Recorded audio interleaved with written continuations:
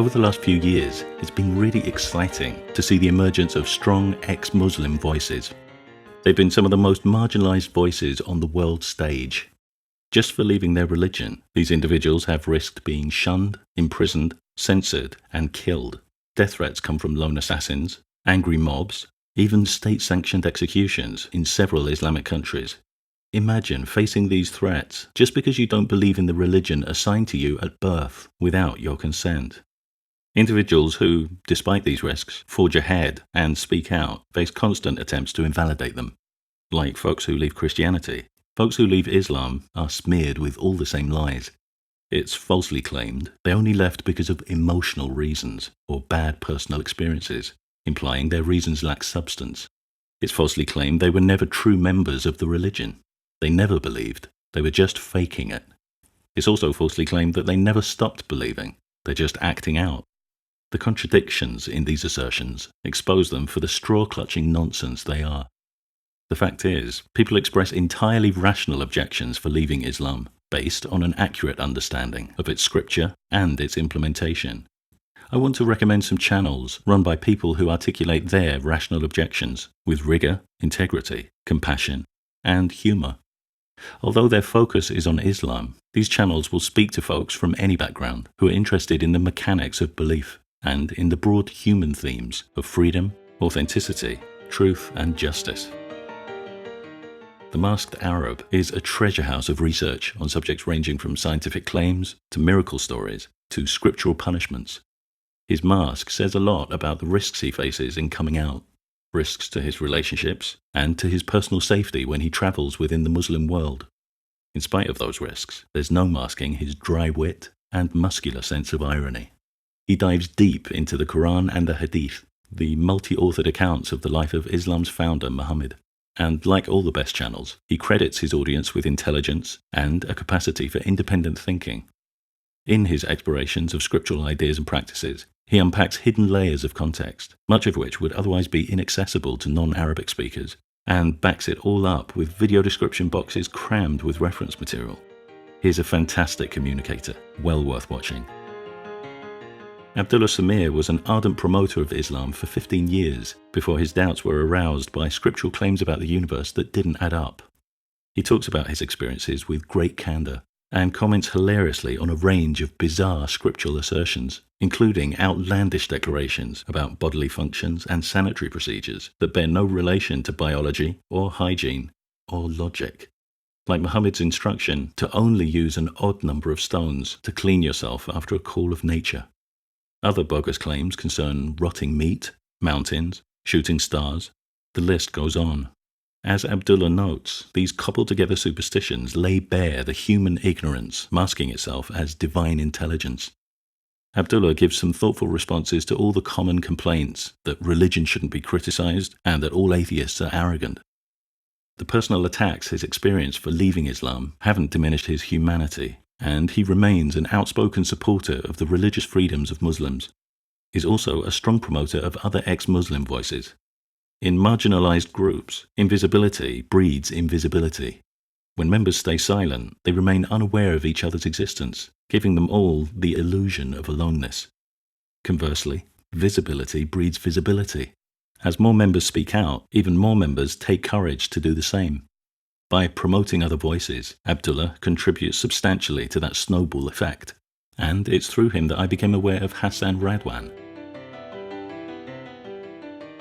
Hassan was a devout Muslim, teaching in an Islamic school, publishing Islamic storybooks and plays, and leading a Dawah society in the UK exploring scripture. Hearing his fascinating story, recently updated with Arabic subtitles, was an experience I wasn't quite prepared for. He spoke with rare and disarming openness about a personal journey that moved from devotion and fellowship into confusion and disillusionment, touching on some heartbreaking moments. Listening to him, it was clear this man had a huge heart. His love of people shines through all his work. It's a simple point, but one that bears repetition. Ideologies must be suspect when they profess peace, love, and compassion, but condemn the most peaceful, loving, compassionate people. Hassan's specialist education makes him an authoritative commentator on scriptural morality. In a video I highly recommend, He recounts a story in the Quran about a boy who's killed, not for anything he's done, but because Allah predicts he'll cause his parents sorrow when he grows up. Hassan explores the implications of this story. Listening to Hassan's nuanced reflections and novel responses to arguments is a pleasure I come back to time after time. The Ex-Muslims of North America has an ever-expanding roster of speakers, including Ali Rizvi, Sarah Haider, Mohammed Saeed, Imtiaz Shams, Hiba Krisht, Gharda Ibrahim, and Armin Navabi. There's a huge breadth of experience here. Members speak about everything from their personal relationship to the hijab, to the experience of converting to Islam in adult life. The group also works to initiate meaningful exchanges with Muslims. As footage on their channel shows, these encounters are frequently friendly and bridge-building. Ironically, some of the most consistent hostility they experience comes from non-Muslims, whose black and white defense of Muslims allows no space for the stories of ex-Muslims. The Ex-Muslims of North America are doing great work, combating preconceptions and preparing a softer, safer landing for others. Vidhu Vids aims to beat bigotry with a smile. His irrepressible energy comes through in everything from his comedy skits to his calisthenics workout routines. But, as his friendly street debates demonstrate, it's a mistake to take him lightly. He has a seriously sharp, educated mind. Like Abdullah, he hosts great interviews and raises awareness of religious persecution cases, like the imprisonment of Asia Bibi, a Christian whose troubles began when she drank from a well while working as a farmhand, and was reportedly told by some Muslim women that her Christian faith dirtied the water and that she could only redeem herself by converting to Islam. The situation escalated, with a mob gathering, assaulting her, and threatening execution, and it ended in her arrest and an official death sentence. Vidhu Vids gives insightful breakdowns of cases like Asia's, asking illuminating questions and exposing fundamental hypocrisies. He's a great social commentator, entertaining and thought-provoking. My final recommendation is Reason on Faith. Raised in a branch of Islam called Ahmadiyya, in his early 20s he wrote an entire book, methodically listing his questions and criticisms. He had the book printed and planned to distribute copies among his community, anticipating some honest discussion. That discussion never materialized. Instead, community leaders seized his copies of the book and, after years of silence, said it wasn't worth a response. Since then, writing anonymously on his website reasononfaith.org, he's continued to dissect religious claims, questions, and arguments. The volume of thought and research that goes into his work is staggering. What's equally striking is his compassion and empathy. His goal remains what it's always been, establishing dialogue.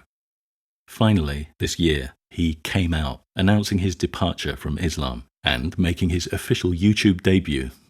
His video work embodies all the qualities evident in his writing, eloquently unpacking a huge expanse of topics, from physical abuse to sexuality, to family attitudes, to life after Islam. Reason on Faith is an exciting new YouTube voice.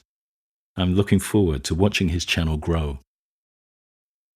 The pressure on ex-Muslims to remain silent continues, whether it's from open intimidation or the sly insinuations of unreasonableness conveyed in rhetorical questions like, why do ex-Muslims have to talk about Islam? Why can't they keep their departure to themselves?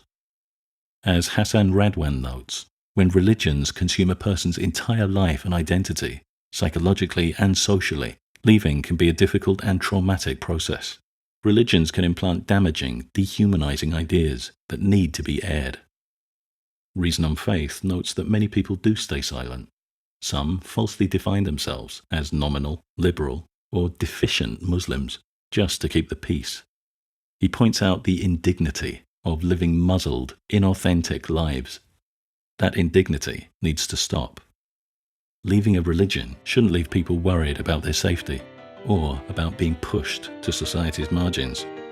Disagreement is a normal, healthy part of life, and it's great to see a growing number of people who've left Islam reclaiming their voice and their place in the world.